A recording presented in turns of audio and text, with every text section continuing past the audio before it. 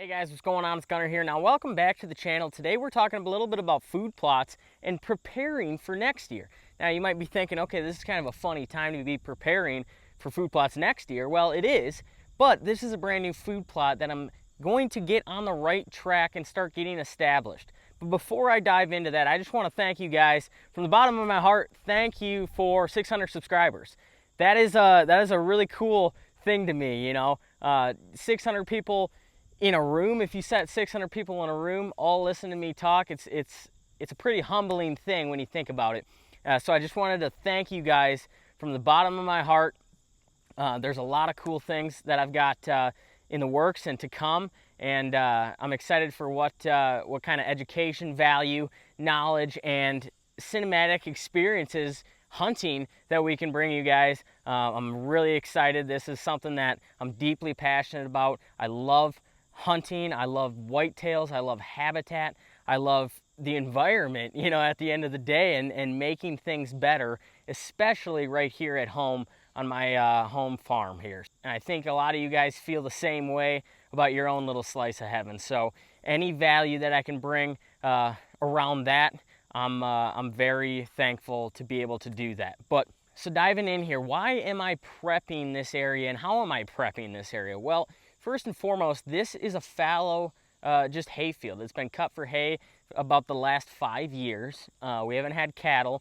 Previously, there was cattle in here, probably overgrazed to an extent. Didn't really have a good pasture mix seeded in here. Just kind of cool season grasses. Nothing crazy, no alfalfa, no clovers. Just cool season grasses. Didn't have a lot of value. Not great grazing grass, and at the same time not great hay grass. So it's kind of time to make a change. And so what we've decided over the last couple of years here is I've planted a fair amount of trees here. And the idea behind that, and I've talked about it in previous videos, I've made videos on all of this stuff, and this side of the farm is I'm trying to screen off the farm from this back area. Now this entire area is about an acre. And what I've got here is I've got about a ½ acre of switchgrass and a little bit under ½ an acre of food plot here that's actually already lined and edged with switchgrass. And so this process began about 4 or 5 years ago. You know, it didn't happen overnight. You know, we've slowly been rolling out this long-term plan of creating a brand new food plot and then multiple stand locations to go along with it. And so as I've made videos on before, I've got these fruit tree plantings in here. They're fairly young, couple years old, some shrubs in there as well. And then I've got some more switchgrass that was broadcasted in a couple of years ago. So that stuff's still pretty young as well. I've got some volunteer black locust growing up in here, which is a nitrogen fixer. So it's bringing a lot of nitrogen in right next to my trees. So I'm not going to cut those yet. And at the same time, it's creating instant side cover and creating instant screening. I don't necessarily want those growing there right around my trees, but they're not tall enough to be shading out any sunlight around them right now, so I'm gonna leave them. But the whole idea behind prepping this food plot, right? So what I'm doing is, as you guys know, I'm not a big fan of chemicals. I believe they're a good tool if used properly and if used sparingly, right? It's not a one-stop shop to, you know, completely solve whatever problem of weed competition that you have. It's a short term, it can be a very good tool, but used over long periods of time can have drastic effects, as we're seeing in our food system nowadays, and at the same time as we're seeing in these morphodite weeds that are becoming resistant to a lot of the commonly used chemicals in the agricultural industry, and that bleeds into the food plot industry. So we're creating new problems, and I don't necessarily think that's for the better at the end of the day. So basically what I'm trying to do is I'm trying to eliminate a lot of my usage of chemicals, right? So I'm doing that by utilizing a tiller and then going no-till, right? So getting these food plots established, what I'm going to be doing is I'm using a tiller and I'm using a cover crop, right? So this is the perfect time to get a food plot established. If you think there's an area that you want to get prepped for a food plot next year and you're a no-till guy, this is the perfect time to do it. And what I'm doing here is I'm going in and I'm roughing up this ground. Now, this ground hasn't been turned in a long time, at least 10 years. But the idea behind that is I'm going to be chopping up a lot of this cool season grasses in here. And now I'm coming in here, and what I'm going to be doing is I'm going to be spreading rye, 100 pounds per acre, and I might give it another little shot later into the fall. But the reason I'm getting this established now is you're going to have exponentially more growth in the springtime if you have your rye germinate in the fall and get a head start.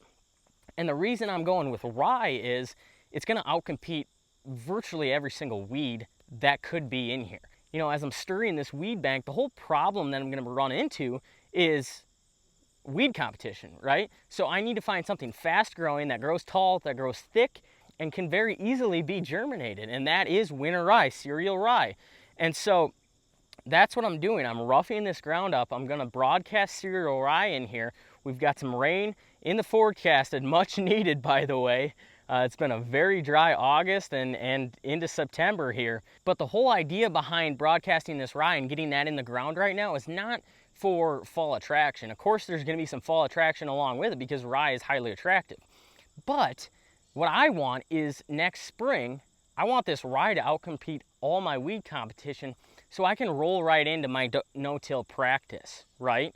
And so, as you guys know, on all my other food plots, I had standing rye in the springtime. I planted a summer blend, and then I drilled a fall blend right into that and mowed that down tight to the ground. Now, I could come back in the springtime and throw in some light clover in here and mow manage this rye and then have a pure stand of clover throughout the summer. I haven't decided quite yet. I'm not sure if I want to plant this in a fall blend quite yet because it's not entirely ready to hunt.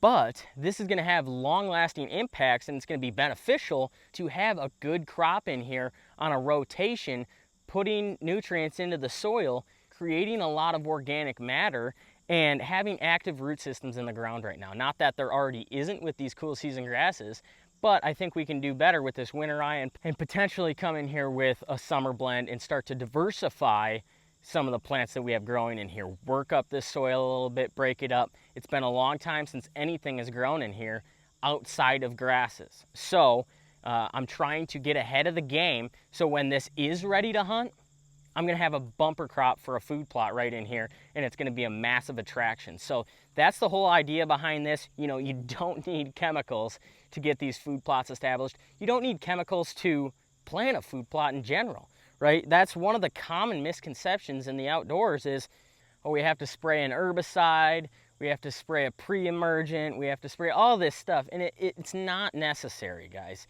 Can it be easy? Can it be efficient? Yes. Is it the best for the environment, the deer that are consuming it, and then you, at the end of the day, consuming those deer? I don't think so. I've seen enough research on it. I don't think it's the best thing for the wildlife, the environment, us as humans being around that stuff, spraying that stuff ourselves, getting it on our skin. I don't like it. So we're getting away from that here on my farm. If we need to terminate something in the ground, we're going to use this tiller, and we're going to follow that up with a heavy, thick, tall growing cover crop like winter rye. We're going to get that established so we can roll right into this no-till program that I've got established here. So that's the whole idea behind this. Is it necessarily for fall attraction and for food plot purposes? No, not really. It's prepping the ground so when I do come in here and plant a fall blend, I have the best soil, the most nutrient-rich soil. I have this ground prepared to produce a very high quality, high forage food plot that I can hunt over. So I wanted to kind of go over that with you guys. This is an exciting time. You know, this is a long-term plan that's getting rolled out step by step. It's not an overnight success, but if you do these things, if you take it step by step, how do you eat the elephant? One bite at a time, right? So take this in manageable steps, and over a course of years, it's going to amaze you how far you can actually come and how much progress you can actually make. So very exciting times here on the farm, getting this new food plot prepped in the fall time. We're pushing into October, and the cool thing is I'm not disturbing anything right now, right? You know, the deer are utilizing this space a little bit, but it's not during daylight. So that's the cool thing about this is when I'm turning up this side of the property and I'm making it better, I don't have to be concerned with disturbing the other high quality producing big buck spots on the farm because it's not near them, first and foremost, and they're not utilizing this the way they're gonna be eventually yet. So I can get away with doing this stuff without harming this season any of my stands that are producing high quality sits. This is a completely ininvasive area on the farm, and we're getting it ready for the years to come, future stand locations, future food plots, and a future big buck to come.